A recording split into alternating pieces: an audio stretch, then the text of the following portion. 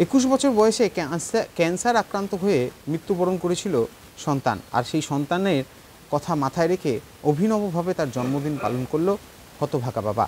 নদিয়ার ভীমপুর এলাকার যেটা খবর সেটা পাওয়া যাচ্ছে যে এই এলাকারই বিল্লবাবু, তার একমাত্র ছেলে দীপঙ্কর মোদক, তিনি কিন্তু দীপঙ্কর মোদকের একমাত্র বিল্ল মোদকের একমাত্র পুত্র দীপঙ্কর মোদক, সে কিন্তু রীতিমতো ক্যান্সারে আক্রান্ত হয়ে মারা যায়। এবং তারপরেই তার বাবা, যেহেতু এই দীপঙ্কর সে অনেক রকমভাবে সমাজসেবামূলক কাজকর্ম করতে চাইতো, রামকৃষ্ণের আদর্শে আদর্শিত ছিল, তাই তার সন্তানের যে জন্মদিন সেই জন্মদিনকে পালন করতে বিভিন্ন সামাজিক কর্মকাণ্ডের মধ্যে দিয়ে তিনি যেরকম চক্ষু পরীক্ষা, রক্তদান, তার সঙ্গে সঙ্গে বিভিন্ন রকমের সামাজিক কর্মকাণ্ডের মধ্যে দিয়ে তার ছেলের জন্মদিন পালন করলেন।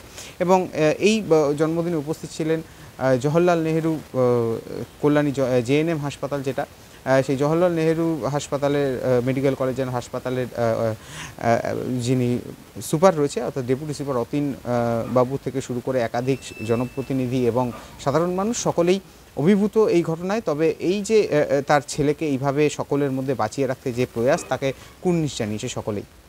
আজকে আমার ছেলের 28তম জন্মদিবস। আমি জানি আমি ছেলেকে কোনোদিন আর খুঁজে পাবো না, কিন্তু আমি মনে করি এই পৃথিবীতে কোনো মা বাবাকে যেন আর সন্তান হারাতে হয় না। আমি এইটাই চিন্তা ভাবনা করে, ও ছোটোর থেকে রামকৃষ্ণ মিশনের অস্তিত্ব ছিল, ওর ভিতরে চিন্তা ভাবনা ছিল মানুষের মধ্যে থাকবো, মানুষের সেবা করব। আমি ওর চিন্তা ভাবনাটাকে বাস্তবিতে রূপায়িত করার জন্য আমি এই চিন্তা ভাবনা নিয়েছি। প্রতি বছর ওর জন্মদিনটা আমি এইভাবে পালন করব। গত 2 বছরও করেছি, এবছরও করছি। আমি আমার এই ভারত সেবাশ্রম সঙ্গে সমস্ত গুরু ভাই বোনদের সহযোগিতা নিয়ে আমি আমার একান্ত চেষ্টায় আমি আজকে এই রক্তদান শিবির। কি হয়েছিল আপনার ছেলে? আমার ছেলের 21 বছর 3 মাস বয়সে 2টো কিডনি রোগে আক্রান্ত হয়েছিল এবং 7 মাস এমআরএর কাজ করা অবস্থায় সে পরলোকগত হয়। আপনার ছেলের নাম? আমার ছেলের নাম ঈশ্বর দীপঙ্কর মোদক। আপনি আগামী প্রজন্মের জন্য আমরা বলি, আমরা আমাদের বর্তমান যে সামাজিক অবক্ষয় শুরু হয়েছে, আপনারা খেয়াল করে দেখবেন 50 বছর বা তার বেশি ঊর্ধ্বে যারা বয়স, সেই মানুষগুলোকে সত্ত্বেও সেই মানুষগুলোকে সবসময় আমরা সামাজিক কাজের মধ্যে পাচ্ছি। কিন্তু আমরা বর্তমান ছাত্র সমাজ, যুব সমাজকে আমরা এই কাজে কিছুতেই চেষ্টা করে নামাতে পারছি। আপনাদের এখানে অনেক শ্রদ্ধেয় গুরুজনেরা রয়েছে, সবাই চেষ্টা করবে নিজের বাড়ি থেকে শুরু করে।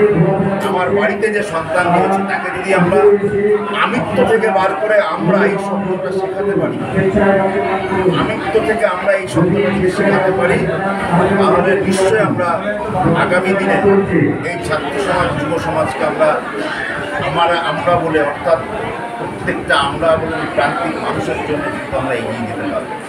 বর্তমান ছাত্র সমাজ, যুব সমাজ কেউ নেশাগ্রস্ত হয়ে পড়ছে, কেউ মোবাইলে আসক্তি হয়ে পড়ছে, কেউ অন্যান্য অসামাজিক কার্যক্রমের মধ্যে লিপ্ত হয়ে পড়ছে। যেটা আমাদের বক্তব্য যে শিক্ষা, আমরা কি করছি, পুঁথিগত শিক্ষা নিচ্ছি, নীতিগত শিক্ষা বর্জন করছি। এর মাধ্যমে কি হচ্ছে, প্রত্যেকটা ফ্যামিলিতে আমাদের সমাজে এই ধরনের বিপত্তিমূলক ঘটনা ঘটছে। তো আমাদের সমাজের প্রত্যেকটা শ্রেণীর কর্তব্য যে আমাদের এই সামাজিক অবক্ষয়, যেটা একটা কঠিন ব্যাধি, যেটা আমাদের এই ছাত্র সমাজ, যুব সমাজের মধ্যে এসছে, সেটা থেকে আমাদেরকেই ওদেরকে বার করে নিয়ে আসতে হবে।